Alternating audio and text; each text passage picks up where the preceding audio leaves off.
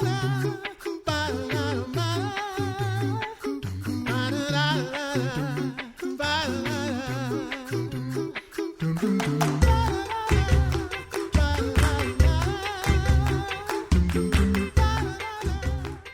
listening to The Coffee Hour. I'm Andy Bates. I'm Sarah Golseth.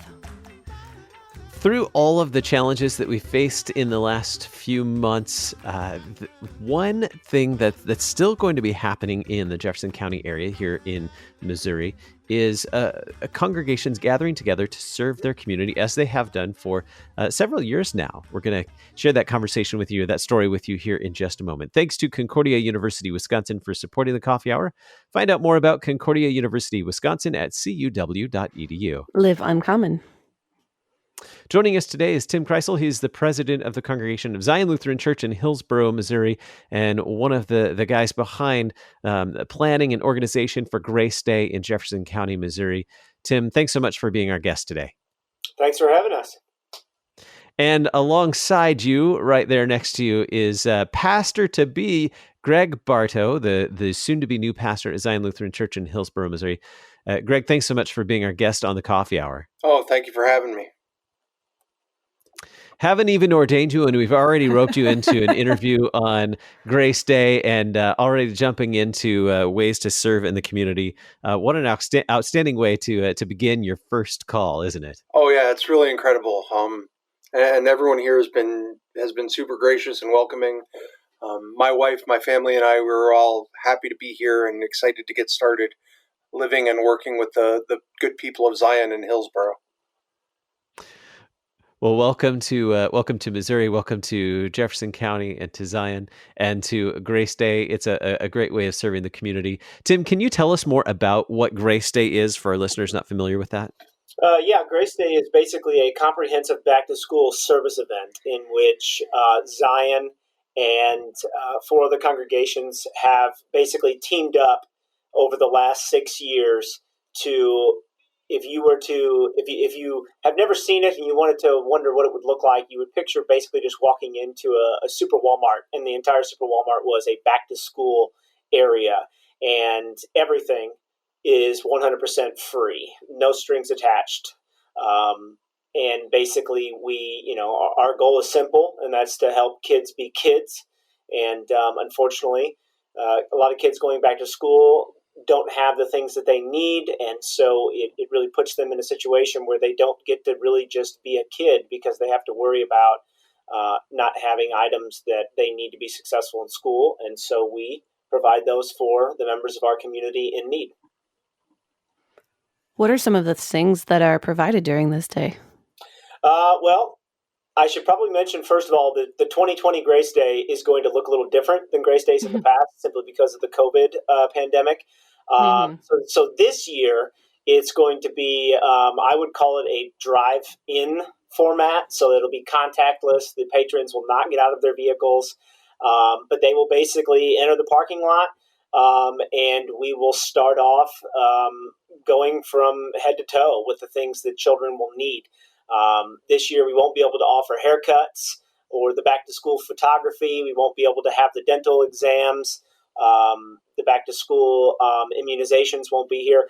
But most of the material needs that we have always been able to bring to the community will be available, such as a backpack.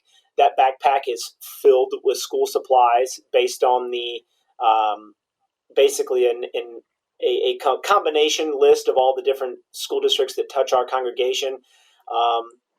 They will receive a brand new pair of shoes and 5 pairs of socks to go with their shoes.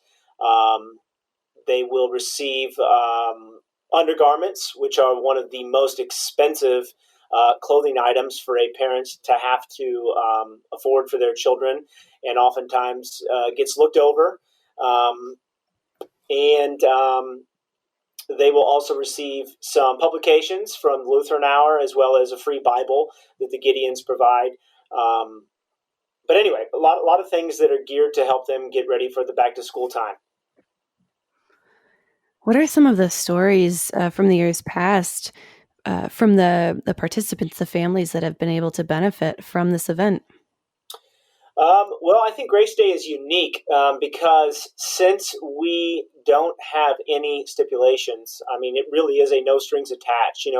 For the people listening in the audience that have never been a part of service events like this size, most entities that put on events like this require proof of poverty line. And so a lot of the people that we are serving are what the government here in Hillsboro would refer to as the working poor, meaning that they are struggling, but they're not struggling enough that they hit that definition of being able to get government services. And so I think that we see a unique area of our community because these are people that are sometimes just down on their luck at the time, and they're needing that love of Jesus. And when they come up here and they experience it, it really moves them. And we have seen repetitively year to year, people who at once were being served by Grace Day are now signing up to come and serve when they're getting back on their feet, if you will.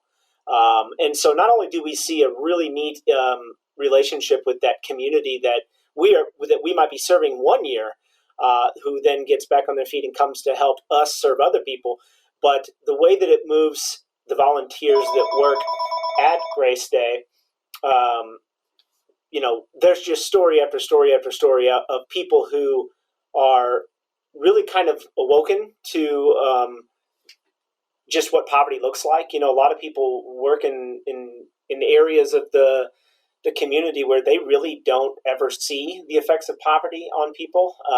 Like I'm a teacher, so when we first threw this idea together, it was a no-brainer for me. It's easy for me to understand the grip that poverty has on some parts of our society. But for a lot of our members, especially here at Zion Hillsboro, they were kind of like, what are you talking about? There are kids that have their feet sticking out of their shoes at school because they're worn through. And I'm like, yeah, man. And then, people were able to really become educated on just how powerful poverty is as a tool of Satan. And it's very moving. And I can, there's just so many examples of people who, the event of Grace Day itself over the last 6 years, they will tell you it literally changed their lives. As you pointed out, that this has been very eye-opening for the members of Zion. How has this also, you mentioned earlier that there are several congregations that participate in this event. How has this changed the relationship between the congregations in your community? Well, according to the older, wiser Lutherans, that's our group of the elderly Lutherans here, they say that the Jefferson County Lutheran Grace Day has started to move things back to the way it was when they were younger, which were the Lutheran churches, especially here in Jefferson County, were basically working together on everything. They had the Walther League, things like that. And so, Grace Day has definitely changed the way that the Jefferson County circuit looks at serving the community. There have been churches who, because of their size, they could never pull something off like the size and specter of a Grace Day. And so we've allowed them to come in and just take ownership of a specific area. St. Paul's Imperial is a great example of that. They're a little bit smaller than us as far as their worshiping attendance. And so, they say, and their campus is smaller. So they, doing something like this is not possible for them, but they were like, hey, is there a specific area of Grace Day that we could take ownership of and use that to allow our people to directly serve?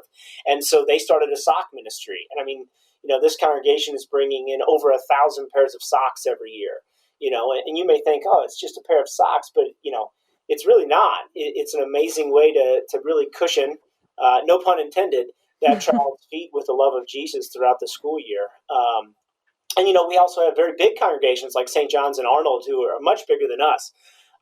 They do so many wonderful things in the community, but they saw Grace Day as we want to be involved with that as well. And so they've partnered into the shoe ministry of Grace Day because we're giving out over 1,000 pairs of shoes each year, which is a very, very expensive budget item for Grace Day.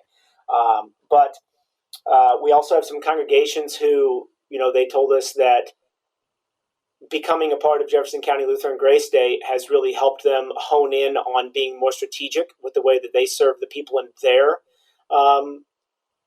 church's, community. And so it's really lit a fire under a lot of our congregations in Jefferson County. Greg, what are you looking forward to this year? Being new to Hillsboro, being new to this Grace Day, what are you looking forward to during this time of collaboration with other Lutheran churches in the area? Yeah, I'm really looking forward to kind of all of it. The opportunity to work with members of other congregations in the area, to work and meet with the community that I am called to serve, that is beyond the walls and the campus of Zion Lutheran in Hillsboro, because I get to serve here and I get to live with these people, but I also get to live and work and serve with the people of Hillsboro, the city, and of Jefferson County, and of Festus in general, and being able to integrate into that community as well is something that's very exciting to me and something that I really look forward to. Tim, what are the needs this year? I know that there are obviously needs to gather goods and materials for this event. This year, the biggest budget items that kind of put a strain on the Grace Day budget are our hygiene items, as well as the shoe ministry. And Grace Day is it's about a $50,000 operation when you look at every dollar spent on it. And that's if you divide it out between the congregations that are putting so much work and their time and their financial resources into this. And so this year, the price and the availability of hygiene items has really been hit because of the COVID situation. So, for example, normally we will go into a Dollar General and buy pallets of toilet paper because we provide each family a large amount of toilet paper. Because hygiene items, as most of your listeners know, they're very expensive. And so for a family in need, especially a family that is in need and has multiple children, hygiene items sometimes aren't a priority. And that ends up a kid being picked on at school because of their poor hygiene, won't be doing as well academically, etc. So, if there are people out there that are interested in helping with an area of Grace Day, dollars will be used to build that hygiene area of Grace Day, as well as purchase shoes for our patrons. How can they find out more about Grace Day this year? We have a website. The website is gracedayjeffco.org. That's gracedayjeffco.org. And there is directions on there. If they're interested in donating, they can get a hold of the church office here at Zion Hillsboro. But you'll see on there all of the churches that are involved in Grace Day. And so any of the churches that partner with us in our Jefferson County circuit will be more than happy to help you get any monetary contributions you would like to make to the right people. Very good. Pastor-to-be Greg Barto, Zion Lutheran Church, Hillsboro, Missouri, and Tim Krysl, Congregational President for Zion Lutheran Church in Hillsboro, Missouri, talking about Grace Day Jeffco. Thank you so much, gentlemen, for being our guests on the Coffee Hour today, and God's blessings on your upcoming endeavors.